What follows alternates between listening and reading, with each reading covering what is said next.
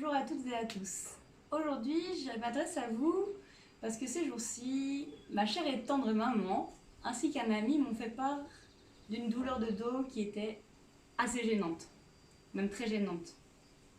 Et en discutant, en échangeant, je me rends compte, même si eux ne se sont pas rendus compte, qu'avec cette période de confinement, ils passent plus de temps assis ou penchés ou avachis. Ce qu'il faut savoir, c'est que pour votre dos, quand vous êtes devant la télé et vous êtes un petit peu avachi ou sur l'ordi ou posé, au niveau des contraintes qu'il y a sur les disques intervertébraux dans votre colonne vertébrale, c'est comme si vous étiez ici, la tête entre les jambes. C'est pas vraiment terrible. Et donc j'ai décidé de faire cette vidéo-là pour vous proposer quelques mouvements qui sont susceptibles de soulager vos maux de dos, si vous en avez. C'est pas du tout une vérité absolue, c'est pas forcément général, enfin ça ne peut pas être une généralité non plus.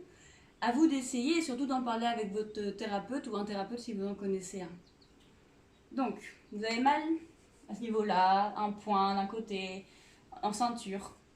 Et souvent, parce qu'on ne s'en rend pas compte, on est plutôt penché à faire la vaisselle, le repassage, le balai, toutes ces activités-là font qu'on est plutôt penché. Et encore plus aussi en position assise ou avachi dans le lit.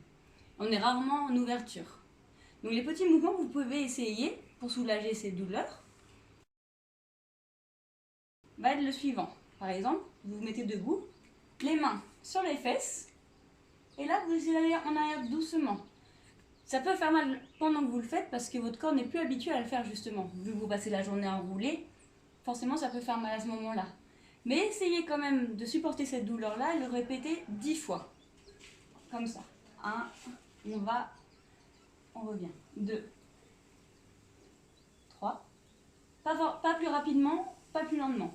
4, 5, 6, 7, 8, 9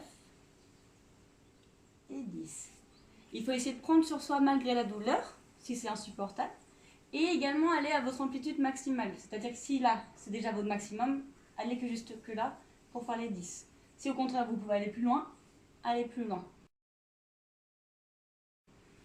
Si être debout, comme ça, les mains sur les fesses, ça vous met pas assez en confiance, vous pouvez le faire contre un mur. Donc vous mettez vos mains entrelacées, les avant-bras à plat sur le mur, et vous écartez vos pieds du mur de la juste distance qui permettra à votre bassin de venir se coller au mur. Et là on vient coller et on décolle. 10 fois pareil. 3, 4, 5, 6, 7, 8, 9 et 10. Le but, c'est pas de faire tous les exercices, c'est de voir celui dans lequel vous êtes le plus à l'aise pour le réaliser. Vous pouvez également le faire en position assise. Vous mettez un ballon, si vous en avez un, ou une serviette enroulée dans le bas du dos, à peu près au niveau où vous avez mal. Et là, vous venez vous allonger sur votre chaise.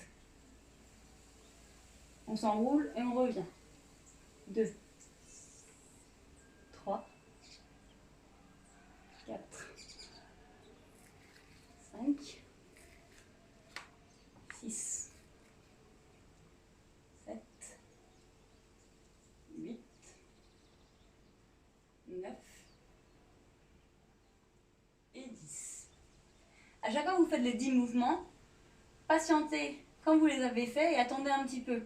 Ce qui compte en fait, c'est de voir comment vous vous sentez après avoir réalisé les 10 mouvements. Pas pendant. Si vous avez mal pendant, entre guillemets, on s'en fiche parce que votre corps n'est plus habitué. Ce qui compte, c'est après. Et n'allez pas bouger dans tous les sens pour tester. Attendez un petit peu et après, vous voyez comment vous vous sentez déjà spontanément. Encore une position, c'est sur le ventre au sol ou sur votre lit si vous ne pouvez pas descendre à terre. On se met à plat ventre d'abord. Déjà, on regarde comment on se sent. Et là, vous pouvez tester la position lire un livre à la plage. On regarde ce que ça fait. Et on recommence. À plat, redressé. 10 fois toujours. Si vous pouvez le faire sur les mains carrément, vous mettez les mains à plat, plus ou moins loin des oreilles sur le sol. Et on monte en cobra. 10 fois. 3, 4, 5, 6, 7, 8, 9 et 10. Et pareil, à la fin du 10e, position allongée, repos complet. On se détend, on attend de voir ce que ça fait. Si au niveau des épaules, vous ne pouvez pas faire ce mouvement de pompe, vous pouvez partir de la position 4 pattes et on descend le bassin vers le sol, comme ça.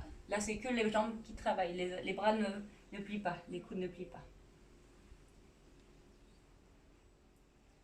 4, 5, 6, 7, 8, 9 et 10. Et quand vous allez vous remettre debout, ou quand vous sortez du lit, essayez juste de garder la position un peu cambrée au niveau du dos. Pour pas au contraire aller enrouler, alors que c'est ça qu'on évite depuis le début des mouvements. Ces mouvements ne sont pas forcément efficaces à tous les coups, mais ils soulagent en grande partie quand même. Moi, en pratique au quotidien avec mes patients, et même avec différentes personnes avec qui j'en ai parlé à distance qui se plaignent de maux de dos au niveau lombaire, en bas du dos. Et ils peuvent beaucoup soulager, s'inspirer de la méthode Mackenzie, mais en aucun cas je vais dire que c'est une approche mackenziste pure et dure. C'est surtout le côté, quand on dort sur son coude et qu'au bout d'une demi-heure on a mal, on fait quoi? On bouge le coude. Votre dos c'est pareil en fait. Si vous êtes tout le temps dans la même position, il faut aller bouger en fait. Il faut lui donner du mouvement. Voilà, j'espère que ça peut vous apporter du soulagement. N'hésitez pas à me poser des questions en privé si vous avez besoin de conseils ou même une séance visuelle pour en discuter. C'est pas une généralité, c'est pas forcément efficace. Il faut essayer de le faire peut-être une ou deux fois. Regardez si ça vous soulage, mais n'insistez pas non plus. N'hésitez pas à aller demander plutôt vos conseils à votre soignant. Très bonne journée et que l'envie de bouger soit avec vous.